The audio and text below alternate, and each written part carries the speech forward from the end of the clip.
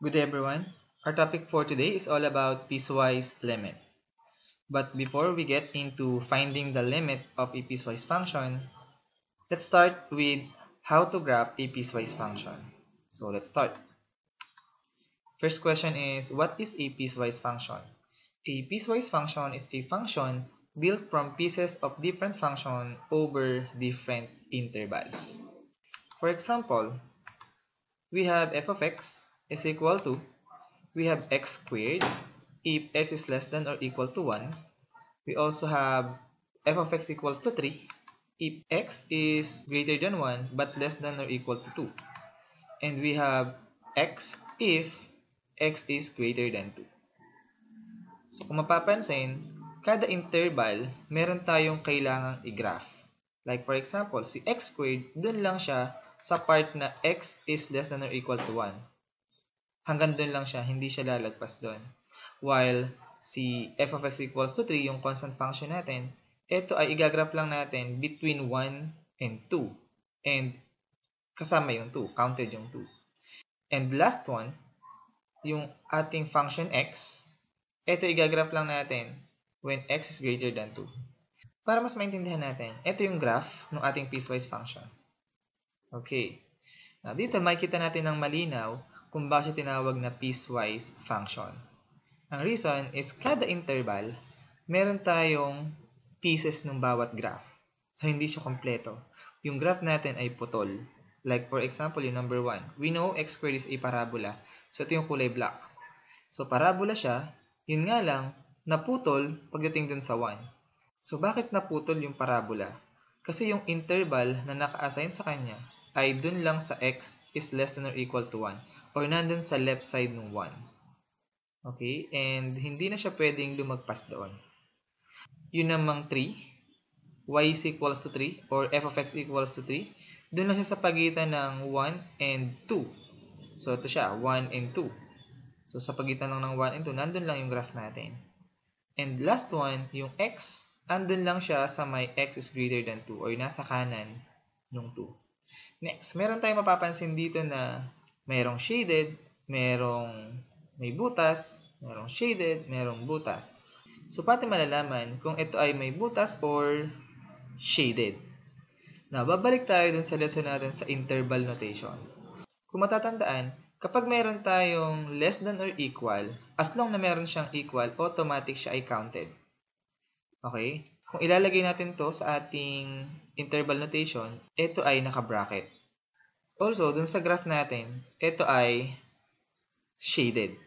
That's why, yung parabola natin na kulay black, yung graph, ay shaded dun sa may part na 1. So, siya yung merong shaded. So, in other words, kung ito ay shaded, yung isa is unshaded. Okay, next. Kasi ito ay greater than 1 lang. So, yung x is greater than 1. So, ibig sabihin, hindi siya equal to 1. But, yung x can be 2. Yung sa second function natin, x can be 2, kaya shaded yung sa may kulay pula. Okay? At kung shaded yung kulay pula, unshaded naman yung sa kulay asul. Hindi kasi pwede na dalawa yung point. Pag nangyari, hindi na siya magiging function. Okay? So, be careful. Ganun lang naman siya i-graph. Also, we use piecewise function to describe situations in which a rule or relationship changes as the input values crosses a certain boundaries. So, let's have some example. A museum charges 15 pesos per person for a guided tour with a group of 1 to 4 people or a fixed 75 pesos fee for a group of 5 or more people. Anong ibig sabihin nun? Kung ikaw ay magtutour sa museum at ikaw ay mag-isa lang, babayaran mo ay 15 pesos. Kung dalawa kayo, babayaran nyo ay 15 times 2 or 30 pesos. Kung apat kayo, 4 times 15 or 60 pesos, and so on and so forth. Pero kung kayo ay 6 sa grupo, ang babayaran nyo is fixed 75 pesos. Kasi ang sabi doon, fixed 75 pesos fee for a group of 5 or more people. Kung 5 kayo sa grupo, 75 lang yan fixed. Kung 10 kayo sa grupo, 75 pesos fixed lang din ang babayaran. Okay, now, we can represent this scenario as a piecewise function. So, let Cx be the cost. So, ito yung babayaran nyo sa museum.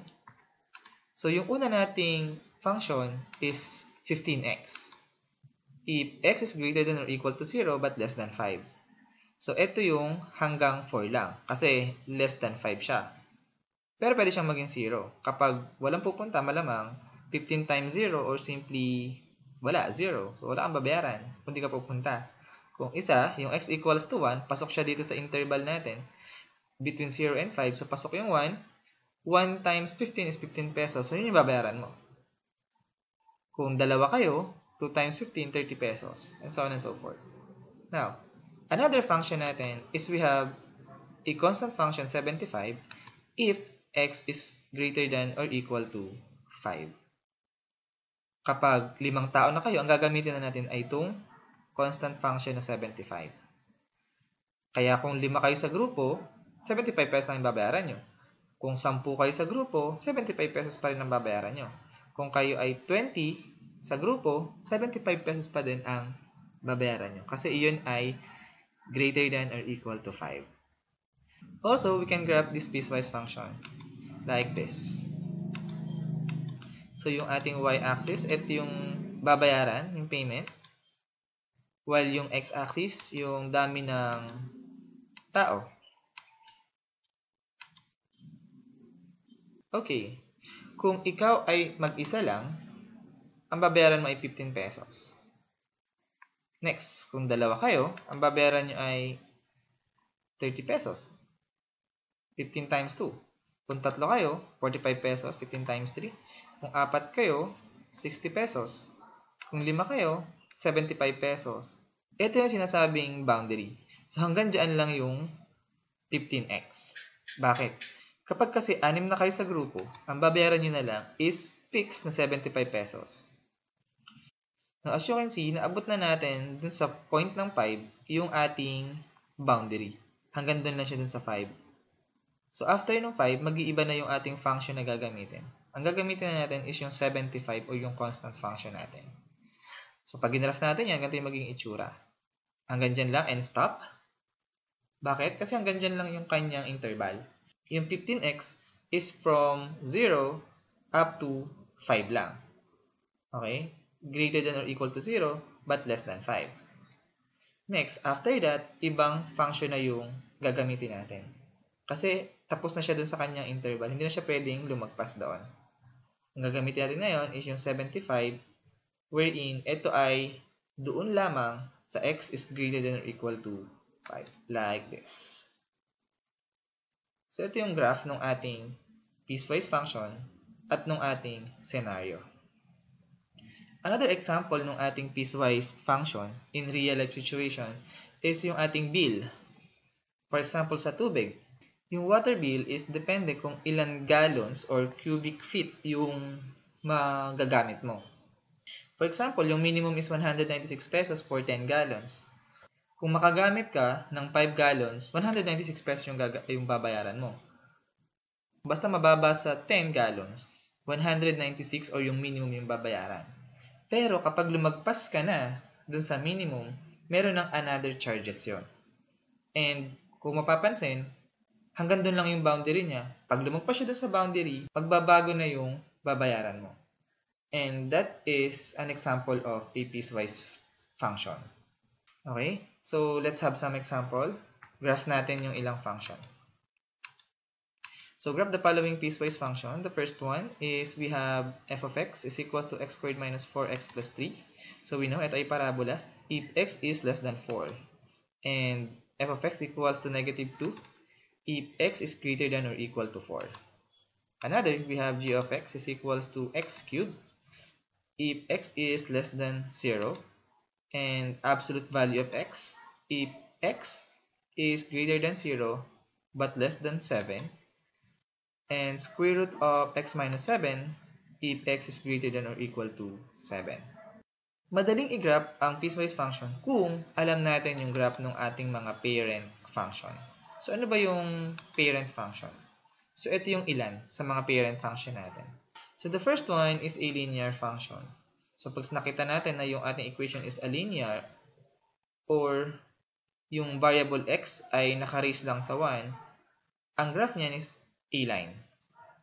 Next, kapag quadratic naman, kapag yung x ay naka-raise sa 2, ito ay parabola. Kapag naman cubic raised to 3, ito ay parang S. Pag absolute value ay pa letter B, and familiar na sa atin yung 1 over x, yung reciprocal function. Next is exponential function. Ito yung asymptote dun sa x-axis, hindi siya didikit doon. Okay? We also have logarithmic function. Meron tayo ditong square root. Square root function ay para lang siyang parabola, yun nga lang, kalahati lang. Okay? Yung upper part or lower part lang ng parabola. So, it depends sa sign na meron siya.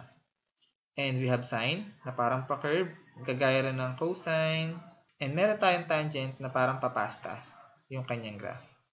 Okay? So, ito yung kailangan yung tandaan para mas madali nyo ma-graph yung piecewise function. Kasi kung kabisado nyo na to, madali nang i-sketch yung graph. Okay? So, let's have some example.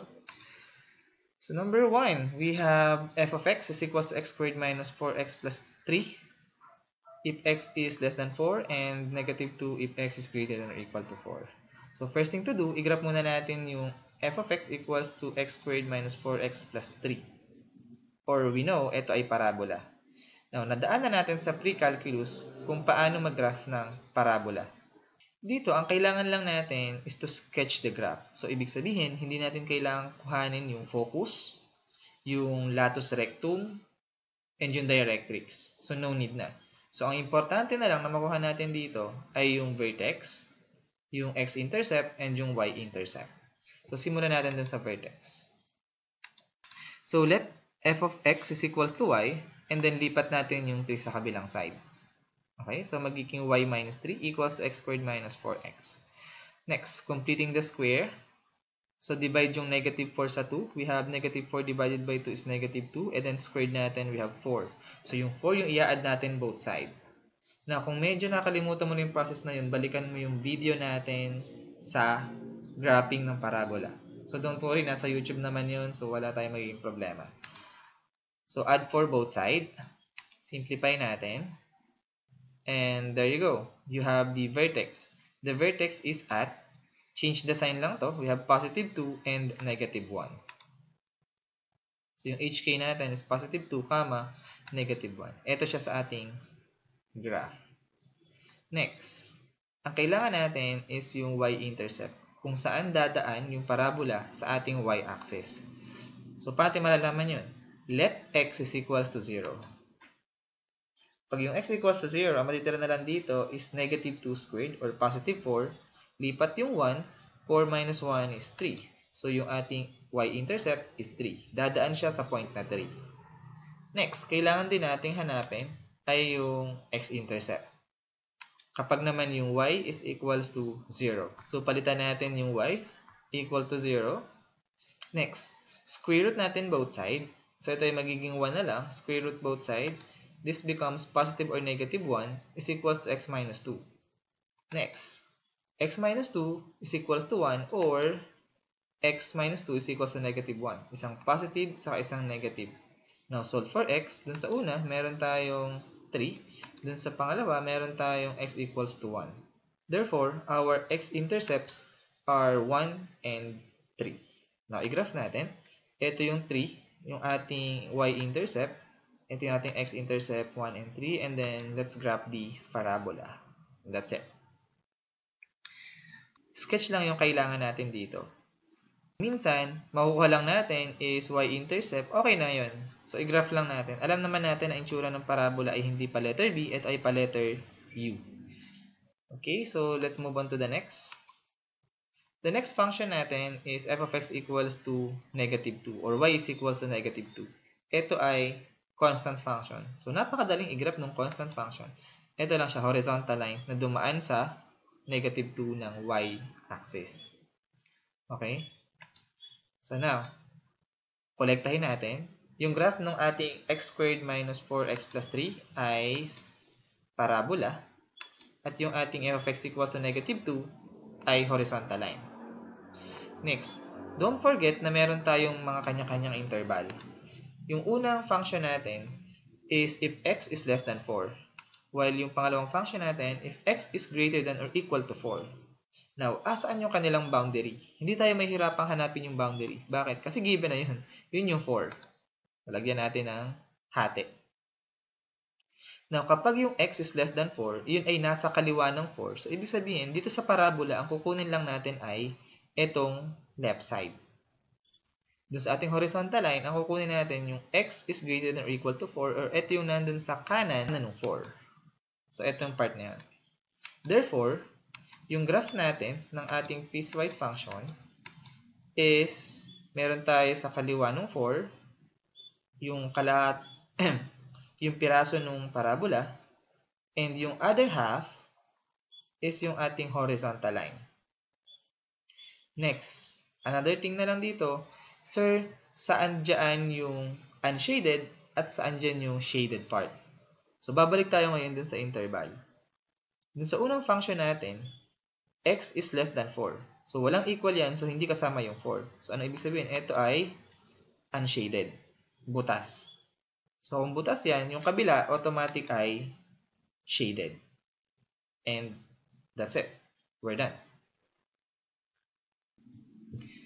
Next is how to check our answers. So, bigla magtatanong, sir, paano namin malalaman kung tama yung sagot namin? Okay, let's use Desmos. So, doon sa Desmos, makikita natin kung tama yung pag-graph natin. So, let's see. Gamit tayo ng Desmos. Ayos mo natin yung setting. So, kailangan naka-projector mode para mas magandang tingnan. Tanggalin nyo rin yung minor axis. Yung step, lagyan nyo ng 1 and ng 1. Para yung ating intervals ay 1, 2, 3, 4, 5, and so on and so forth. Okay, so i-graph natin. Yung unang function natin is y is equals to x squared minus 4x plus 3. So, ito yung graph natin. Now, kung mapapansin, yung na-graph natin ay kompleto. Buo. So, paano natin ititira yung piraso lang? So, punta tayo dun sa graph. And then, gawa tayo ng brace. And then, let's have x, kung ano yung interval natin. X is less than 4. And that's it. Diyan siya mapuputol. So, ito yung ating graph. Putol na siya. Hanggang doon lang siya kasi sa may 4. X is less than 4. Next, we have y is equals to negative 2. Another function natin, y is equals to negative 2. Brace. At ito ay x is greater than or equal to 4. And there you go. Andito siya sa ibaba. Baguhin natin yung kulay. Parehas pula. Asul. Okay. So, yan. Naka-projector mode na ba tayo? Okay, naka-projector mode na pala tayo. So, ito yung itsura ng ating graph. Now, kung mapapansin, sir, wala yung endpoints. So, walang din nakalagay dyan kung ito ay unshaded or ito ay hindi. Now, kayo na yung maglalagay nun. Okay? So, dun sa sketch nyo, kayo na yung maglalagay. Una, itong parabola, since ito ay less than 4, wala dito yung shaded. So, ito ay open. Ito ay bilog. Ito ay butas. Next, yung kulay asul, since x is greater than or equal to 4, dito yung ating shaded part. And this is the graph of our piecewise function. Now, ito yung kinaganda kapag alam mo yung graph ng piecewise function. Napakadali nang hanapin yung limit niyan. For example, hahanapin natin yung limit ng function natin as x approaching to 4. Kung mapapansin, meron silang gap. Anong ibig sabihin nun kung meron silang gap? Hindi sila nag-meet at one point. So, the limit does not exist. So, makikita natin na yung limit of f of x as x approaches to 4 does not exist. Kasi yung right side limit sa yung left side limit is not equal. Okay? So, let's move on to the next example. So, next, yung gagraph natin is x cubed if x is less than 0, absolute value of x if x is greater than or equal to 0 but less than 7, and square root of x minus 7 if x is greater than 7. Now, we have g of x equals to x cubed. We know, isa to sa mga parent function natin. So, we know already kung ano yung graph niyan. Second, g of x equals to absolute value of x. We know already yung graph niyan kasi isa yan sa mga parent function. Pa-letter B lang yan. And the last one, meron tayong g of x equals to square root of x minus 7. Now, dito, yung square root of x is a parent function. Pero yung merong minus 7, parang hindi. So, itry natin sa Desmos kung ano yung mangyayari kapag meron tayong square root of x minus 7. Tanggalin muna natin. So, we have y is equals to square root of x. This is our parent function. Square root of x. Now, once na mag-add tayo, mag-subtract, ang mangyayari sa ating parent function, uusad lang yan. It's either punta sa taas, sa baba, and so on and so forth. Now, let's see. Yung sinasabi ko, kung ito ay gagawin, lalagyan natin ng plus 1, tataas lang yung ating function. Okay? Tataas lang isa. Kung plus 3, tataas din yan. Same pa rin yung graph natin, tumataas lang. Kung magma-minus ako ng 3, minus 3, pupunta naman siya sa ibaba. Okay, now, sir, paano tayo pupunta sa kanan? Or sa kaliwa? Doon tayo mag-minus sa x. Dahil sa loob ng radical sign. X minus 1, ang mangyayari, oops, napunta doon sa kanan. So, mukhang baliktad to, no? Kapag minus 1, sa kanan na pupunta. Kapag plus 1, pupunta yan sa kaliwa. Plus 2, plus 3, sa kaliwa pa rin. And plus 4, papunta rin yung kaliwa. Pero yung graph, tingnan nyo mabuti, hindi yan nagbabago. Tingnan natin yung original given natin. We have x minus 7. And saan siya mapupunta? Nandito siya sa may kanan at mag-start siya dun sa 7. But still, ito pa rin yung parent function natin na square root of x. So, babalik tayo dun sa lesson natin nung tayo ay grade 9, yung shifting ng graph. So, by the way, ito yung ating graph nung y is equals to square root of x minus 7. So, balik na tayo. So, we have this square root of x minus 7. So, kung alam natin yung parent function natin, napakadali lang nating malaman kung ano yung itsura ng magiging graph natin. Next, what we're going to do is hatiin yung ating Cartesian plane into some interval. Ang tanong, saan natin siya hatiin? Obviously, dun sa mga given na interval. Tingnan niyo mabuti to. This is x is less than 0. So, yung 0 isa na yun sa mga interval. Ano pa yung mga number na nakikita niyo dyan? 0 at saka 7. So, ibig sabihin, doon natin hahatiin yung ating Cartesian plane. Okay? So, dun sa unang graph, hatiin natin siya sa 0 and dun sa 7. Now, ang tanong na lang, aling part yung sakop nung x cube? So, tingnan natin yung kanyang interval. X is less than 0. So, nasa kaliwa nung 0. So, ibig sabihin, dito lang siya sa part na to. Hindi siya pwede dun sa gitna. Next, how about yung absolute value of x? Dun sa una, pangalawa, or sa pangatlong part. So, obviously, ito ay between 0 and 7. So, dito siya sa gitna. Next, dun sa ating pangatlong function, ito ay greater than or equal to 7. So, meron ng dalawa, automatic doon na siya sa pangatlong space. Therefore, we have the graph of this piecewise function. Yung unang part niya ay yung ating x cube. Yung gitnang part ay yung absolute value. And yung last part niya is yung square root of x minus 7. Next, tingnan na lang natin kung alin dyan yung shaded, alin dyan yung unshaded. Yung x cube, ito ay unshaded, pero shaded siya nung kulay asul. Yung 7 ng absolute value, hindi natin kita, pero yun ay unshaded. Next, yung ating square root of x minus 7, yung kulay green, ito ay shaded kasi ito ay x is greater than or equal to 7. So, pwede siyang mag-equal to 7, so asa kanya yung shaded part. Okay, and we're done. Next, how to check kung tama yung ating answer. So, let's use Desmos. Tanggalin ko muna itong square root of x minus 7. So, una, yung ating x cubed. So, y equals to x cubed. Saan yung interval natin? Brace. Yung interval natin ay x is less than 0. X is less than 0. Ito lang siya, yung graph natin. Oops, tama naman. Second, y is equals to absolute value of x. Ito yung absolute value of x.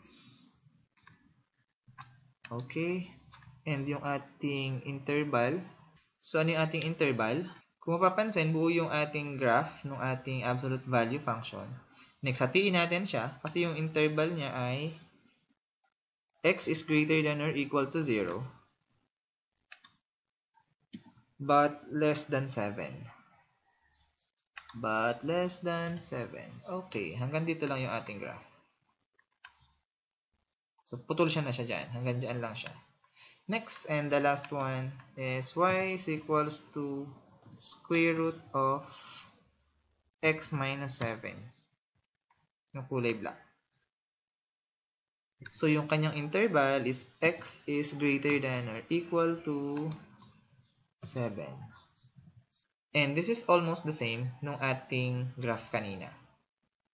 Now, eto na yung ating idea. Napakadaling kuhanin ng limit kapag alam natin yung graph. Now, look at the limit of g of x as x approaches 0. Sa left-hand side, papuntang 0. Sa right-hand side, papunta rin ng 0. So, ibig sabihin, the limit of g of x as x approaches 0 is also 0. Kasi nag-meet sila dun sa point na 0. Okay? Para silang papunta dun. Now, since we're talking to a limit, so hinahanap natin dito, what is the value of the function as x approaches to a given value? Since para sila na pinupuntahan sa kaliwa at sa kanan, automatic na yung limit exists at that point. Kasi magkadugtong sila. Sa kabila naman, the limit of g of x as x approaches to 7, kung mapapansin, ito ay magkahiwalay. So, meron silang gap. Hindi sila continuous. Kung sinabi kasi natin continuous, pwede mo siyang i-drawing without lifting your pen. Yung hindi tataas yung ball pen. So, dito kasi meron siyang malaking gap. So, ibig sabihin, hindi siya continuous. Therefore, the limit of g of x as x approaches to 7 does not exist. Okay? And we're done.